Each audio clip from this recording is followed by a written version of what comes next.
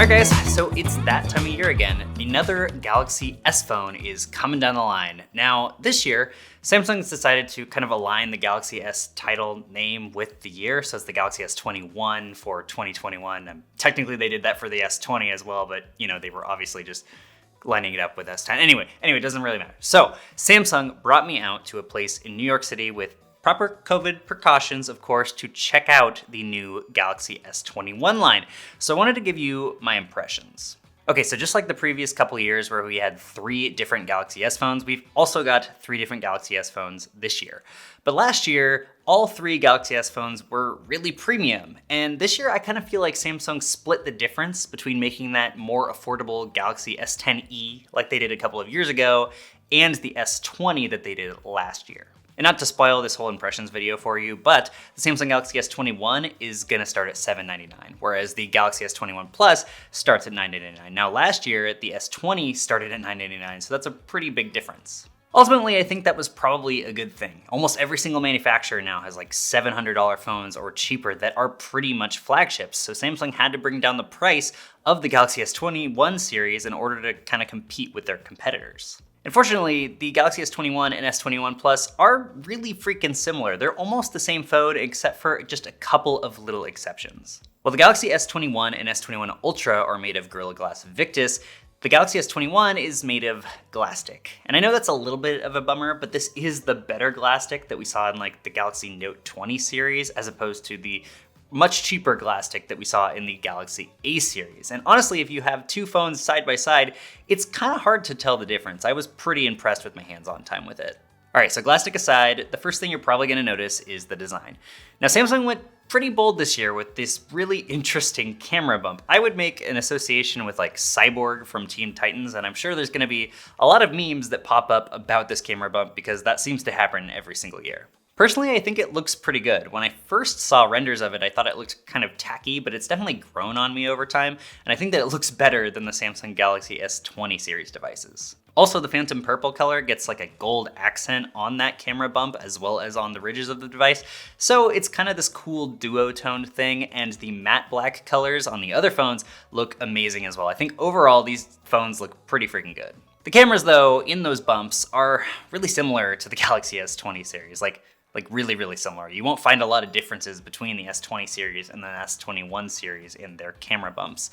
You've still got that ultra-wide 12 megapixel sensor, you've got a 12 megapixel main sensor with optical image stabilization, and you've got a 64 megapixel 3x optical hybrid optical, it's not really optical, it's like a crop sensor that allows for 3x zoom. And again, that probably feels really familiar, and that's because it is. There aren't a lot of camera improvements in the Galaxy S21 and S21 Plus.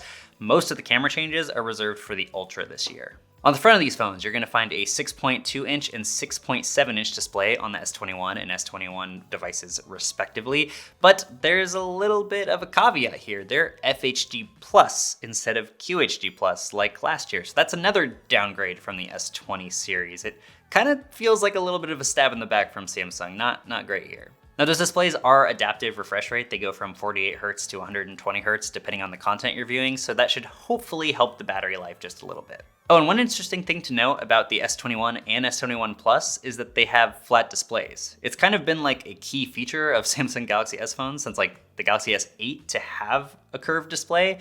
So Samsung moving to flat displays for their flagship phones, except for the Ultra, seems kind of interesting, but I'm not against it. I do like flat displays. Now, I know that a lot of this seems like the same or maybe even a little bit worse than the Galaxy S20 series, but generally, a new Galaxy S device means a new flagship processor. And this year, Samsung put the Snapdragon 888 processor in the Galaxy S20 series.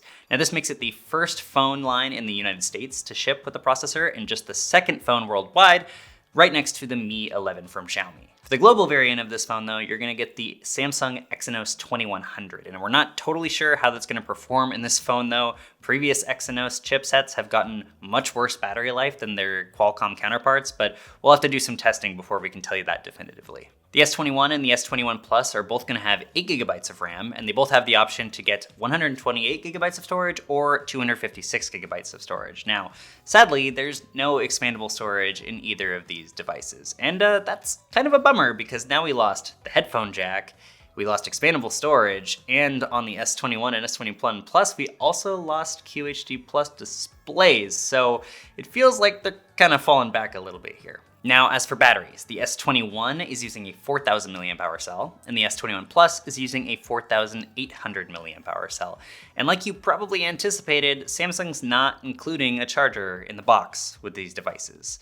They support up to 25-watt fast charging, but again, you're gonna have to go buy one of those fast chargers unless you already have one, which is also kind of a bummer. They do have fast wireless charging and reverse wireless charging if you want that, but again, I think a lot of people are gonna start hopping on this getting rid of the charger train in their smartphones, so you gotta get ready for it. All right, so that's about it for the Galaxy S21 and S21 Plus. Now, like I said before, I think this year, Samsung's really focusing in on the Galaxy S21 Ultra. The S21 Ultra has the same Snapdragon 888 chip that we saw on the other two devices, but it has some changes. You've got 12 gigabytes of RAM or 16 gigabytes of RAM for this device, and you've got 128, 256, and 512 gigabytes of storage. The S21 Ultra also has a 6.8-inch QHD Plus display with an adaptive refresh rate. This one can go down to 10 Hertz if you're like reading a book or something to really save battery life, and it's packing a 5,000 milliamp hour cell just like the Galaxy S20 Ultra.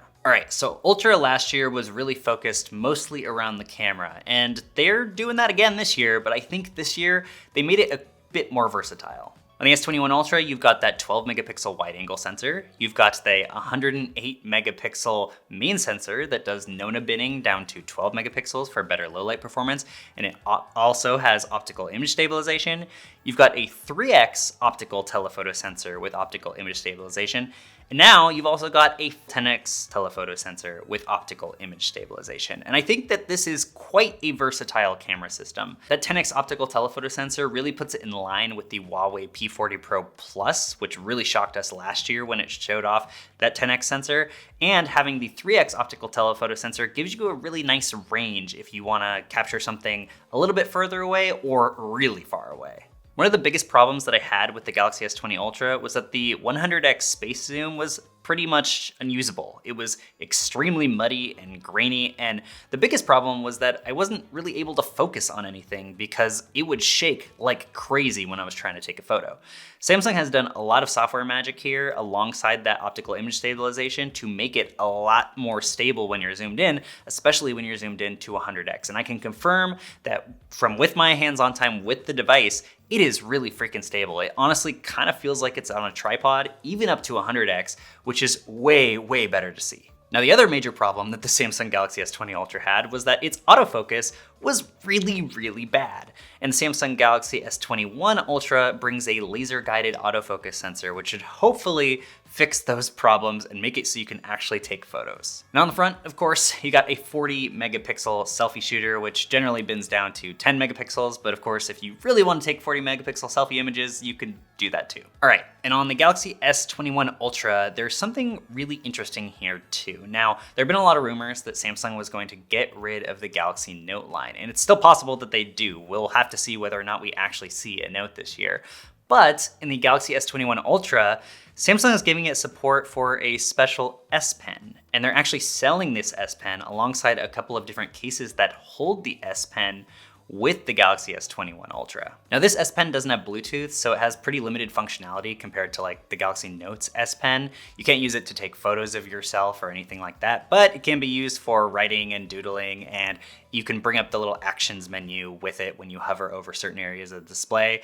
It will be nice for a lot of people who really like to have a really high quality stylus with their phone. It is kind of sad though that you don't get all the quality features that you get with the Note 20 Ultra S Pen. Now you can buy this S Pen alone for $40. You can buy the silicone case that comes with the S Pen for $70, and you can buy this flip cover case that comes with the S Pen for $90, which is all a lot of money, but I think that Samsung wants you to spend your pre-order credit on that if you happen to pre-order those devices. So last year, Samsung priced the Galaxy S20 Ultra at $1,300, but this year, the Galaxy S21 Ultra is starting at $1,200, which is a lot more reasonably priced, even though that's still a really, really expensive phone. So my analysis this year is that Samsung's definitely pushing people towards the Galaxy S21 Ultra. It seems like they don't really care as much about the Galaxy S21 or S21 Plus.